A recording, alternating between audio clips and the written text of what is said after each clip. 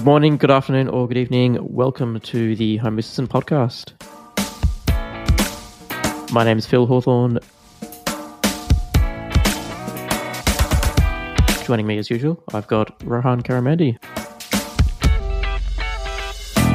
This episode is sponsored by Home Assistant Cloud by Nabu Casa. Easily access your local Home Assistant instance remotely for a small monthly fee that supports the Home Assistant and ESP home projects. Configuration is done by the user interface, so there's no fiddling with router settings, SSL certs, or any other YAML. All right, Rohan, it's time for 2022.6. So obviously the 1st of June today. But also, Rohan, we've got, I think this month we are also celebrating 5 years of the Home Assistant podcast. That's right. So pretty exciting. It's crazy that it's been 5 years. It has not felt like this long. What did I look up before? I think it was like 0.45 or something. Yeah, I think it was 0.45 was the release. Yeah. So 5 years, yeah. So yeah, big thank you to everyone for listening to the podcast, listening to Rohan and I talk for this many years about Home Assistant. Special thank you to all the guests that have come on as well over the years. There's a whole bunch of guests we've got lined up as well. If you're on that list, we are slowly getting to you. Apologies. We're just overwhelmed and humbled by everyone, wanting to come on and talk Home Assistant. We love it. And we're glad that the community's here to support us doing it. Yeah. And I mean, to add to that too, Home Assistant itself is also adding on to the community in terms of expanding how creators, so YouTube creators, the podcast ourselves, and hopefully you've seen the announcement already, but they created what's called the Home Assistant Creator Network. So we're pretty excited to be a part of this. And I think we've had 2 meetings now, or 2 just video calls essentially, where all of our we kind of get together and just talk about what's happening and so on, so that we can pass this information on to you more accurately. And I think it's just a really cool platform for those of us that do this kind of thing for the community, and kind of centralize that and any ideas people have or any qualms people have, but it's just another place for folks to engage with the Home Assistant crew, and specifically this one's around the creators. So it's pretty exciting. If you are a creator and do this kind of stuff, I believe there is a sign up still. So sign up, and hopefully we will see you there.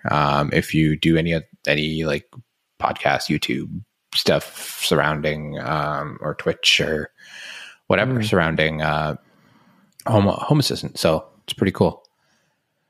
Well, one of the things that came out of it too is there's on June 16th or approximately around June 16th, there's going to be an exciting announcement.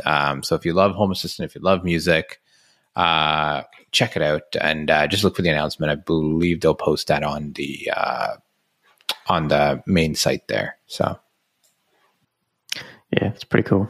Yeah. Can't wait to talk about that, hopefully in the next episode. Mm-hmm. All right, so 2022.6. So we've got some cool new features. One I'm really pleased, I'm always excited about new features that come in, but this one really, it's always energy stuff, but you can now compare energy data right within Home Assistant. So I've got a whole bunch of data from my Rainforest Eagle in Home Assistant. I'm been running the beta, can hit the compare button, and literally I can compare, what the electricity I use today compared to yesterday, can go hour by hour comparisons or day by day. Really cool little feature. And obviously Home Assistant has the data, so it's going to be good. I'm going to try and gamify my house a little bit. Maybe not as much as Erwin did on the previous episode, but, just try and see how I can reduce my energy, because obviously that saves money, especially with energy prices going up around the world at the moment. Really excited to see that. Actually, Rohan, you sent me something on during the week as well. HA Snaky. Yeah, Snaky, it's something that somebody posted on the Home Assistant Facebook group, and I saw that and I was like, oh, this is kind of cool. But essentially, it's a good way to kind of visualize. It's a snaky graph to say, is it pronounced snaky? Whatever.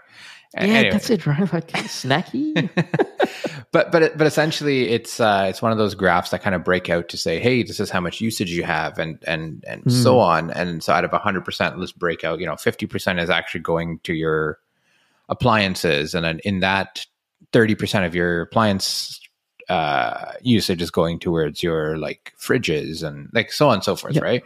So but it's a pretty neat way to visualize it as well. I thought so. I was like, hey, that's kind of cool. So but I am excited to dive more into the energy piece. So we did have Dan Edwards reach out to me personally and just say, hey, I've got an extra sense monitor and stuff. So now I've got that. I just need to get my electrician and I need to get some nice. I need to move some breakers around and stuff like that. And so once his schedule frees up, then I want to play with the Sense energy monitor and get some energy monitoring in there too. So Dan, thank you so much. It's I'm pretty stoked for this. So that's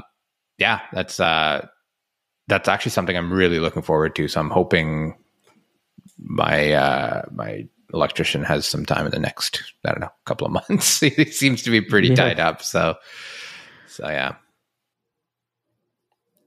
All right. Well, yeah, I'm excited for you to get started with like energy monitoring actually, because I think Home Assistant is doing it really well. Because I've got cost breakdowns. I've got I'm still working on my individual device usage. I've got a couple of emails that came through from a couple of episodes ago where I sort of dictated my problem about that. So thank you to everyone that reached out with some solutions for that. So when I get some time, it'd be good to be able to break down the dishwasher, washing machine, all that sort of stuff as well. Yeah. All right. Something near and dear to my heart for this next update, and that's logs.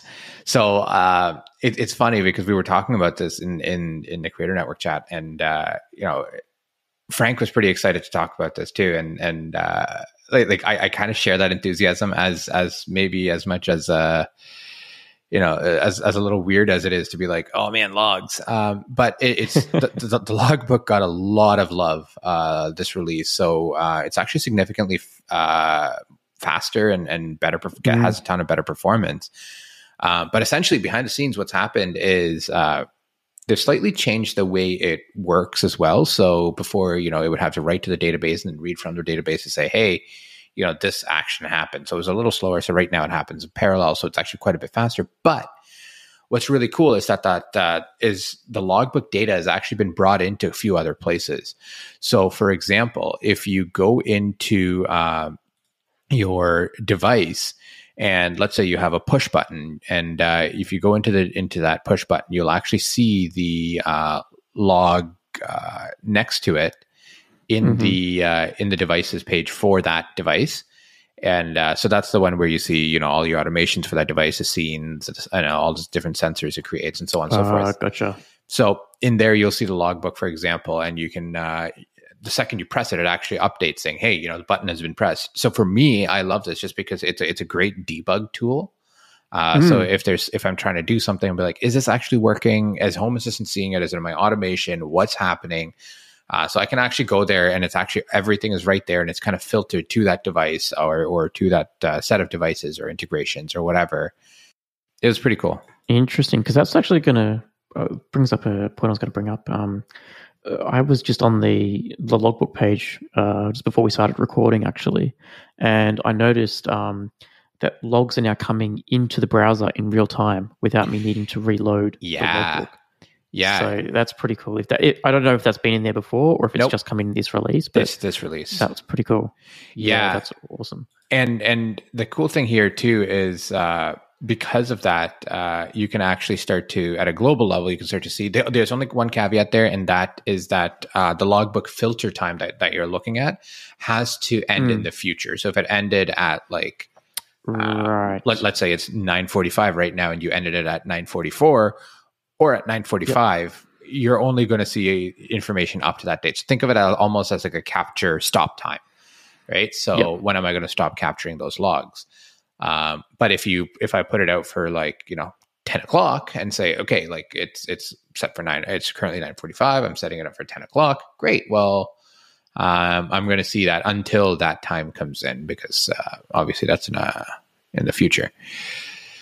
So yeah, it's I don't know. I think maybe I got a little too excited about this, but it is to me, this is actually really cool. Just to be able to bring in a lot of those, a lot of that data, is just having been that person that spent, correlating timestamps. You're like, did it actually do this? Is this when I thought it was, and whatever? But you can actually live see it as it happens. That's big for me. And that same kind of real time stream that you're talking about, Phil, is in these couple of in all of those pages as well. So I'm really liking also now they're also linking state changes and triggers to that logbook entry, right? So for example, I can see that an automation was triggered by this motion sensor being turned on or turned off. I think I could see in the Bayesian sensors in the history, it would say, okay, the Bayesian sensor is now turned off because the state of this device changed and it's reduced the probabilities, blah, blah, blah, and away it goes. So being able to see why things are happening now and relating that back to the logbook is really cool. Yeah.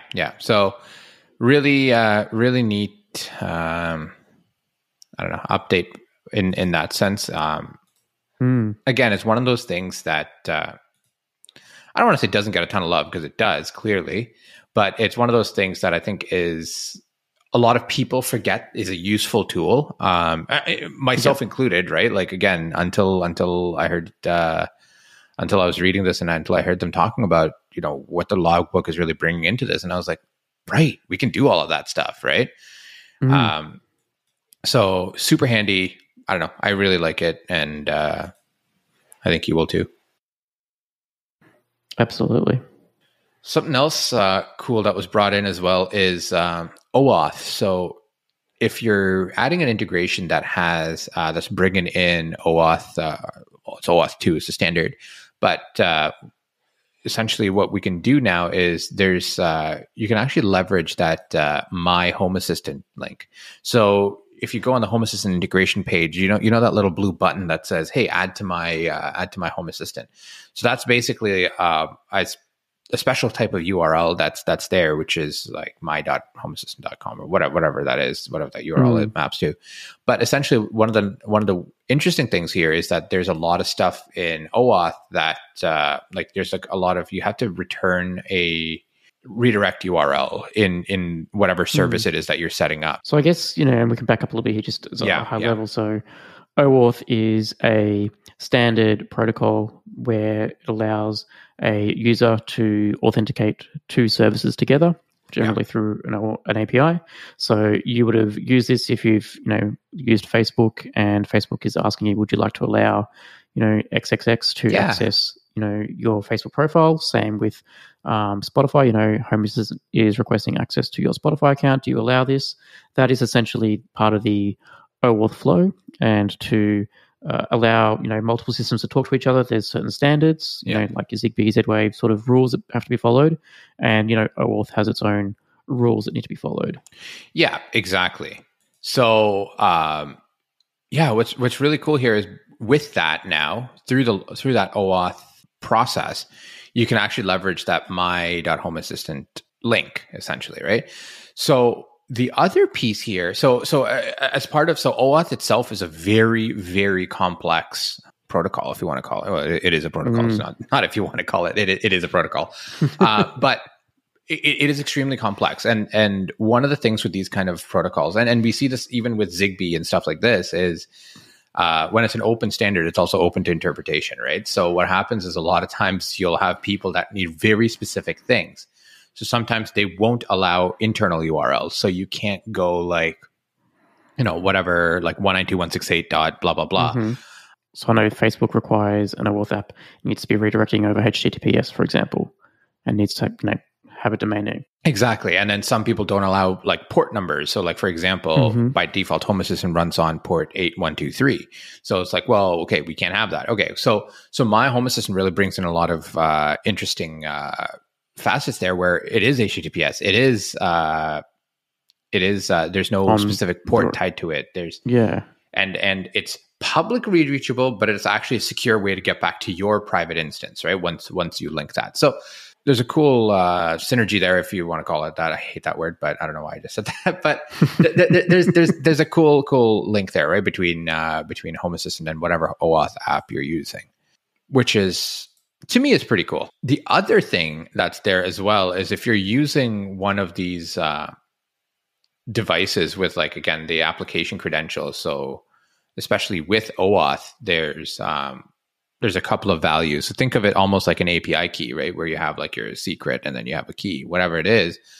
In oAuth, it's similar. You have what's called a client ID and a client secret. And with those specific services, what we can do as well is we can actually keep those. So right now, you still leverage that. So for example, with the Spotify integration, I have that installed and I have my oAuth keys there in my config.yaml.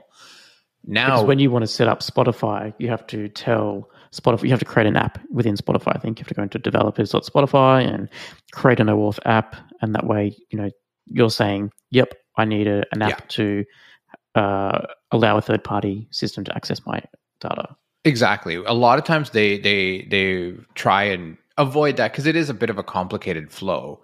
But where and the documentation covers all of that, right? So don't bother trying to be like, okay, what am I trying to do here? Like just go through the documentation. So for specifically Spotify as an example, if you look at the Home Assistant integration page for Spotify, it'll actually go through and actually say, hey, this is what you have to do, right? And same with any of the other apps too. I think like Xbox and like that kind of stuff.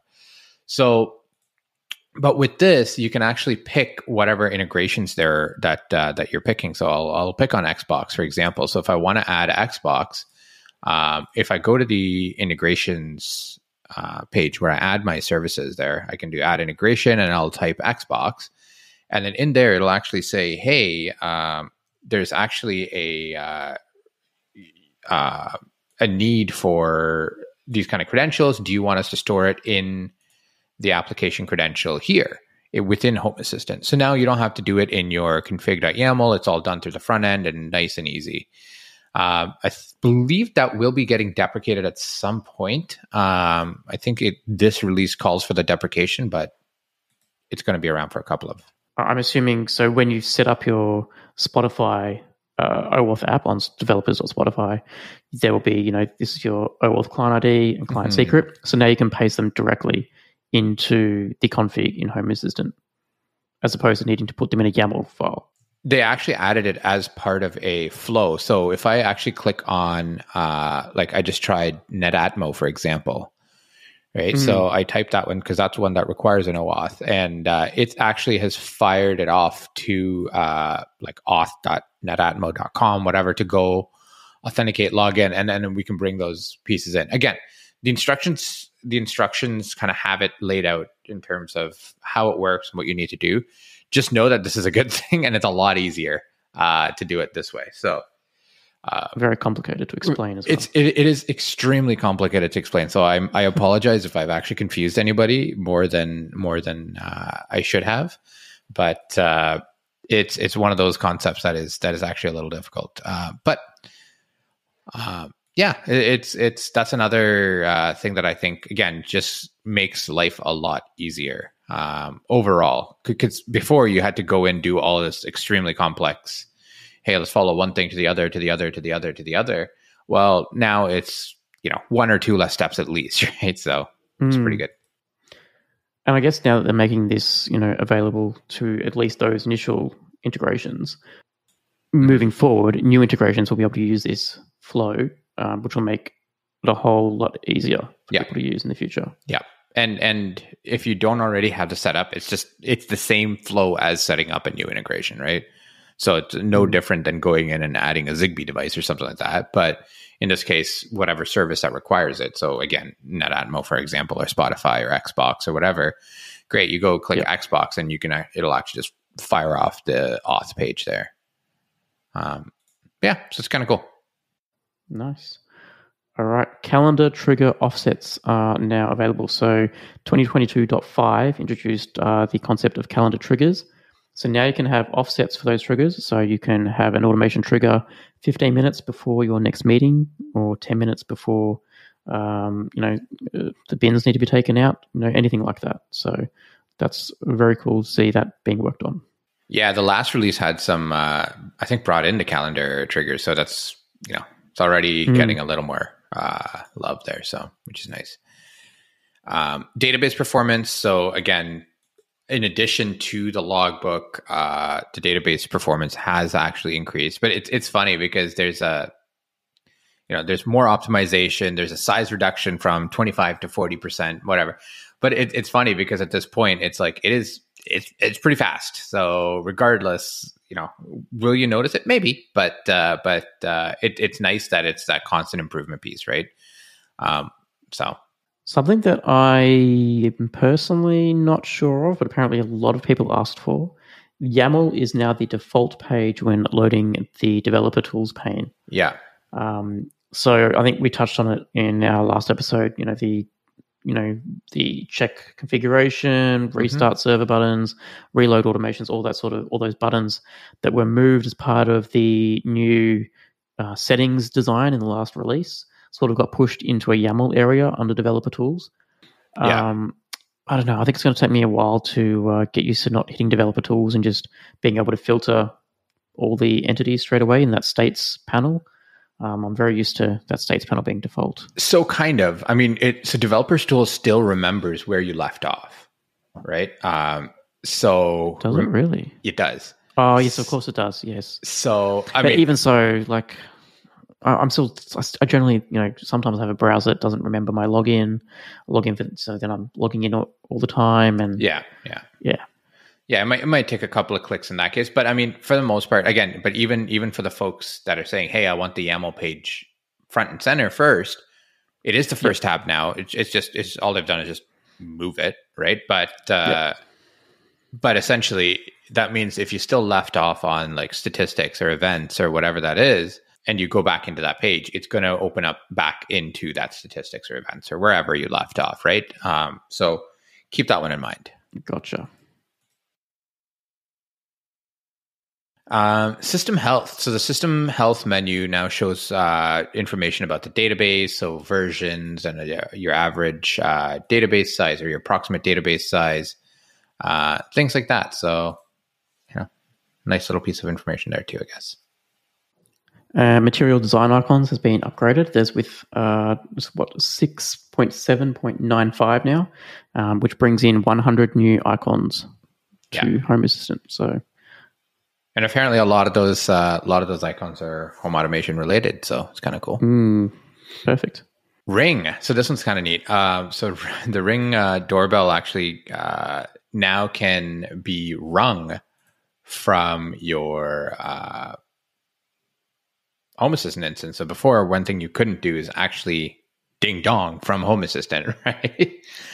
So now you can virtually press that button. So you can start to, but that also means you can use Ring to, as part of your alerts and things like that, right? So maybe there's something important you want to do. And, I'm struggling to find a use case for this. I know. Me too. It's a bit of a stretch, but it is, I guess that functionality. So all you're really doing is you're basically just, from my understanding of reading the notes, because I haven't tried it on my own doorbell yet, is you're mimicking or being able to pretend someone is pressing the doorbell button. Yeah.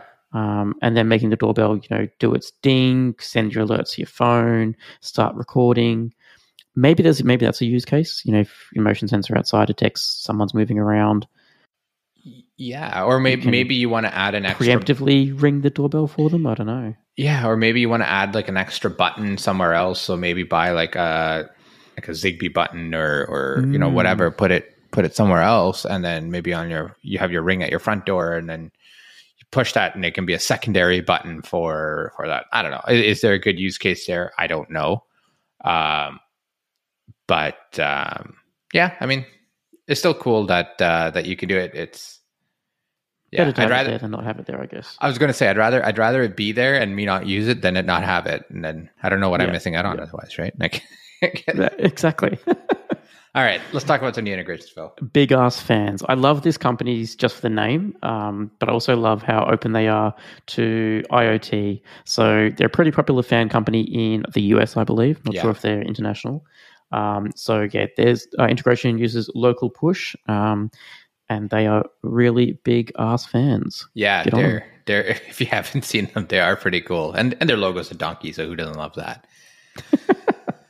Geocaching. So it's if you're not familiar with what it is, it's basically an outdoor adventure. A lot of people do this. It actually seems pretty cool. I've always wanted to do it. I just haven't. But you can use a geocaching app, and I don't know how to describe it. Kind of like capture the flag kind of thing. But you can always you can find these like hidden containers and things like that are called geocaches, right? Reminds me of Pokemon. Was it Pokemon Go? Yeah, Like that just before the pandemic hit, everyone was running around and catching all these Pokemon, right? Yeah, except in real life, right? Yeah. So this is the same thing, essentially, right? Yeah, kind of, right? And then so you can you can now have a lot of you can now bring data into Home Assistant and do things like how many have you found, how many is hidden. What are some of your favorite points and things like that. It's a good way to discover places too, right? Because some might be hidden in like a park somewhere and be like, oh, I've never been here. That's kind of cool. Like whatever, right? It's a kind of cool one.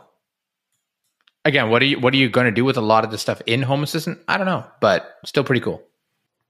I think this is also done potentially by an official developer for this game. Into Home Assistant, I thought on the release note says like authorized developer or something. So yeah, I guess someone at Geocaching or caching, however you want to pronounce it, is a pretty big Home Assistant user. Good to see. Yeah, it's pretty neat. Around where I live, apparently, I just went to geocaching.com. Apparently, right around where I live, there's 1,924 geocaches around us. So. Yeah. Well, someone's got to be. I don't get these Pokemon Go, this sort of games, right? I guess a lot of people really get into them. Yeah. Just something to do, I guess, and it's a good way to get around, right? Get out of the house and do something. Yeah. I think Google tried to experiment with something similar, right? Like get extra points when you go out and see this milestone or landmark or whatever they're called now. Yeah. All right. Here's a IoT gadget that I think is a little bit of overkill. Laundrify. So it is essentially a smart plug that can tell you when your washing machine is finished. So I'm guessing now that seems pretty overkill to me. You can do the same thing with any smart energy monitoring plug and a binary sensor in Home Assistant. But Laundrify gives you the same features and requires the cloud. So if you've got a Laundrify device, there you go. iAlarm XR.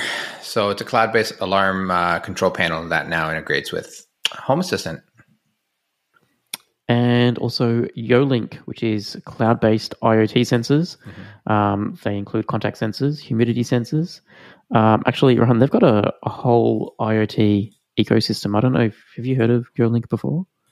Not until earlier this week. If you go on their website, they sort of break down their like use cases for all their like gadgets. One of them I thought was really interesting. Is if you have a boat, here's what you can do. Right? And it's essentially, put a contact sensor on the front door. Below deck, you can put like water level sensors, detect when your boat hull is breached or something like that. But yeah, they sort of break down. I think they've even got like make any fridge into a smart fridge by having contact sensors for leaving the door open too long, temperature sensors if the temperature's changed. There's a whole bunch of stuff that they claim you can do. A lot of the sensors they're just standard sensors that you can get from Xiaomi or wherever else. But yeah, pretty cool little ecosystem they've got there. That's neat. Maybe I'm looking at the wrong one because these guys are.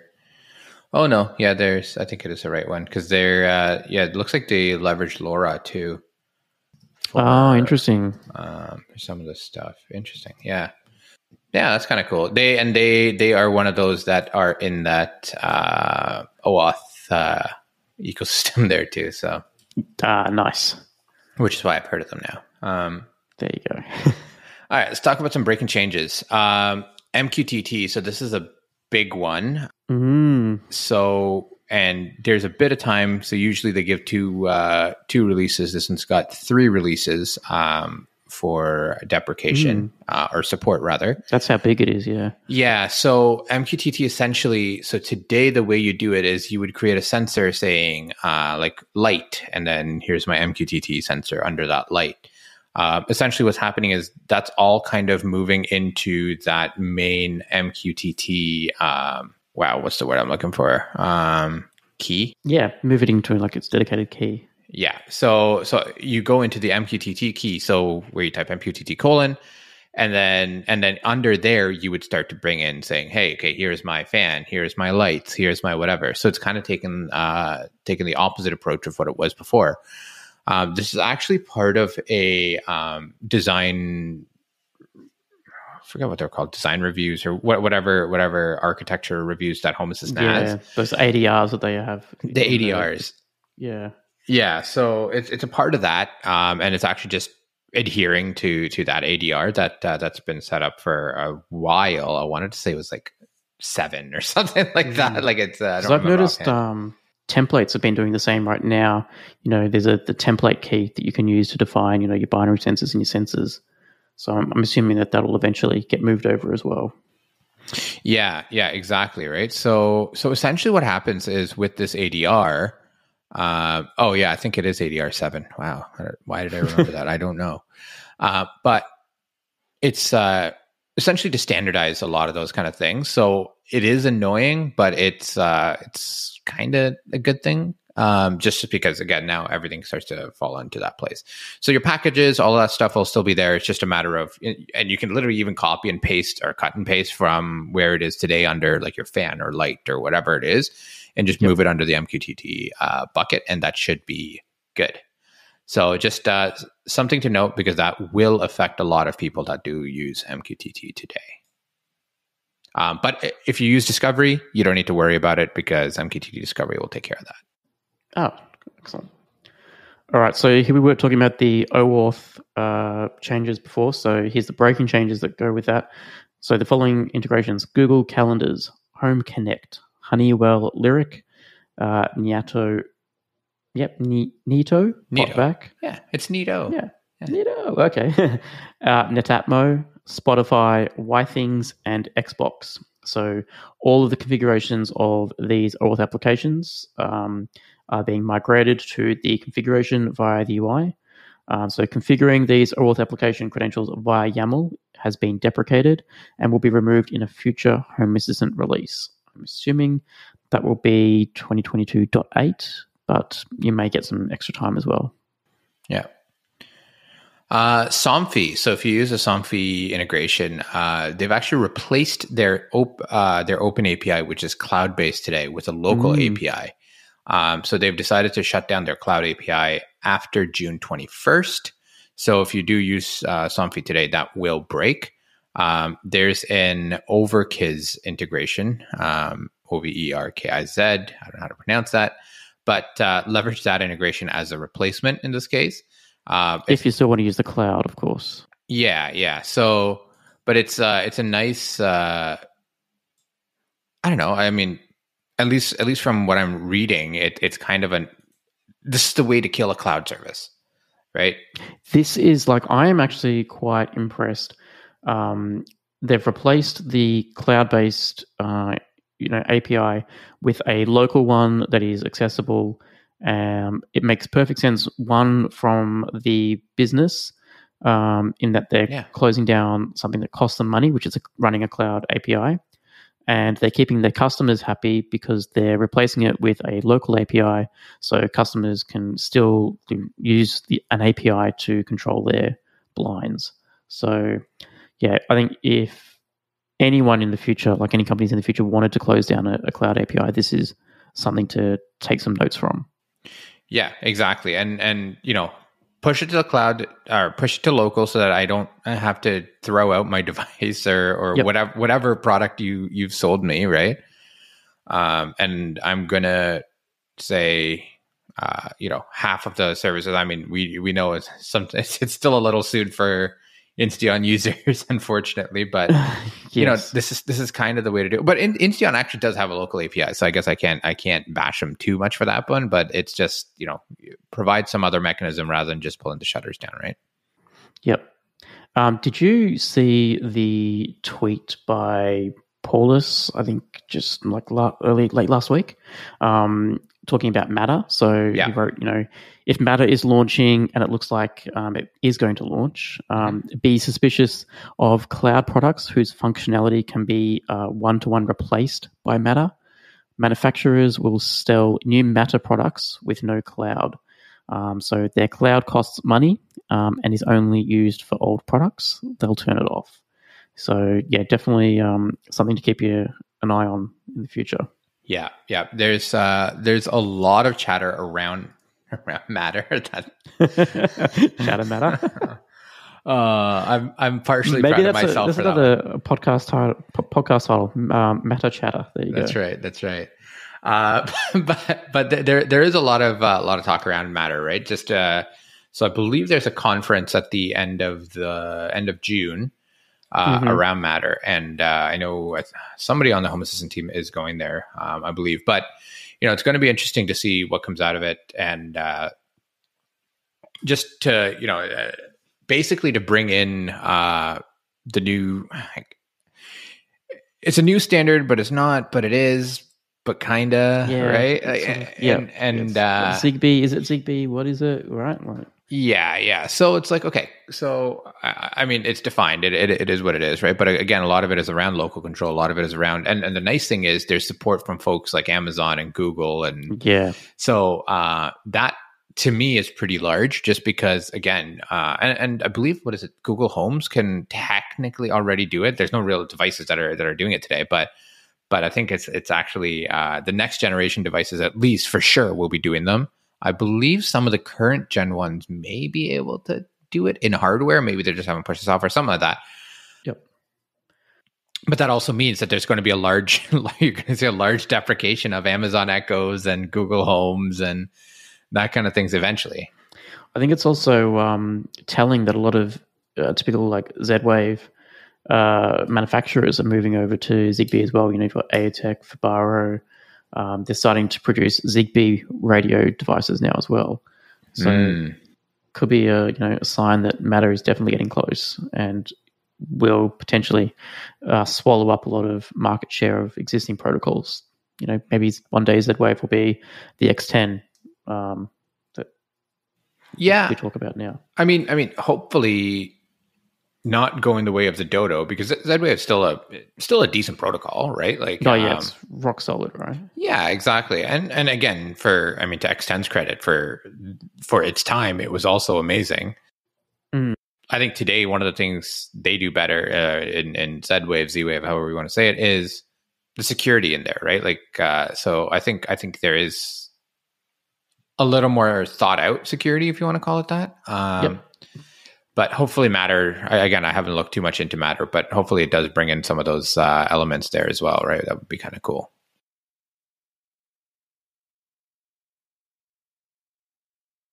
All right, Sonos.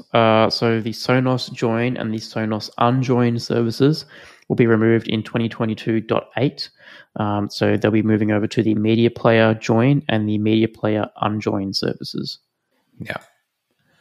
And Z-Wave JS, speaking of, another version bump is needed before you upgrade.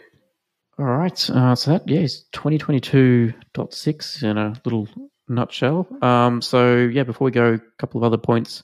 We had lots of feedback on water level sensors from Erwin's episode. So many people, clearly it's a hot topic around the home automation scene. So we're going to leave some links and dot points in the show notes for devices that were recommended to Erwin and myself. So we'll leave them in the show notes on haspodcast.io. Yeah, that's awesome. And follow up from PJ. So in 2022.4, PJ emailed about some changes in the Nest API, and he had a solution for his problem. He was able to follow some instructions in the community post, which kind of, again, you know how it is. One thing leads to another, or whatever. And saw a video from Ryan on the Smart House channel on YouTube. So essentially, leveraging a Docker container, leveraging the Homebridge Docker container, it can be a relay for some of the Nest devices. So again, we'll leave a link to that too. So it's kind of cool.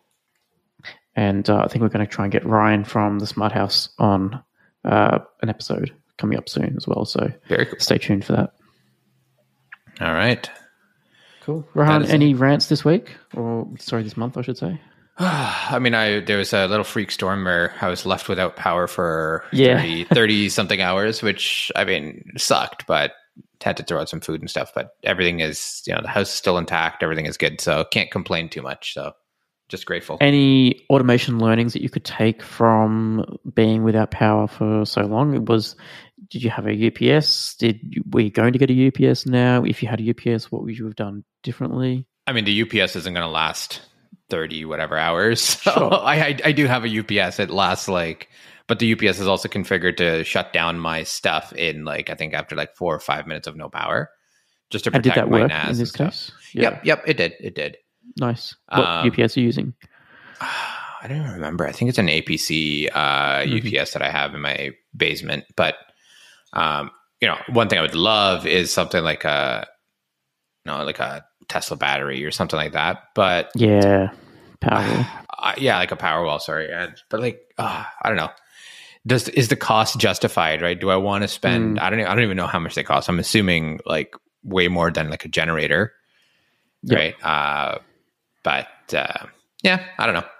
Will I get it? Almost definitely not. I just don't know if the cost is justified for the once every few years and also, that we would have this.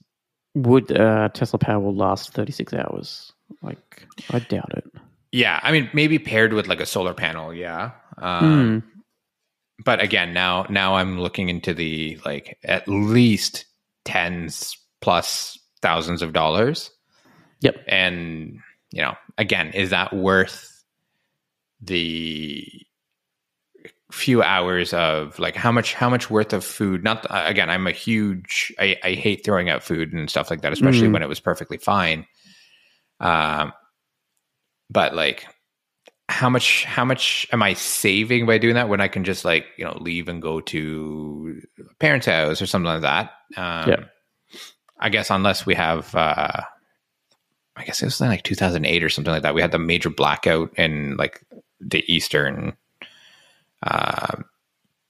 side of North America, and so which lasted a few days. Unless we have something like that, it's do I really?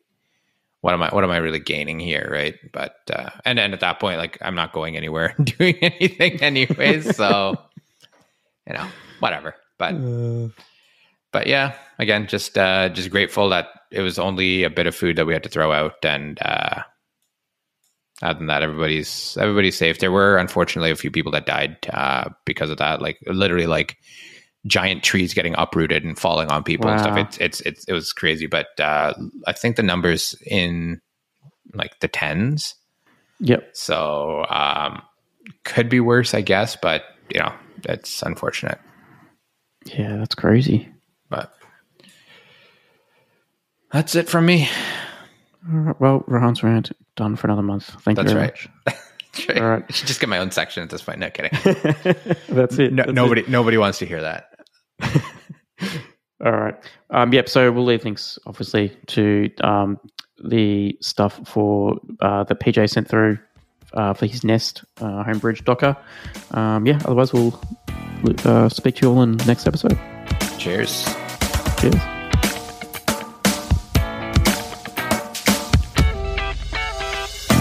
If you want to share your Home Assistant journey or come on as a guest, reach out to us at feedback@hasspodcast.io. That's HASS podcast.io.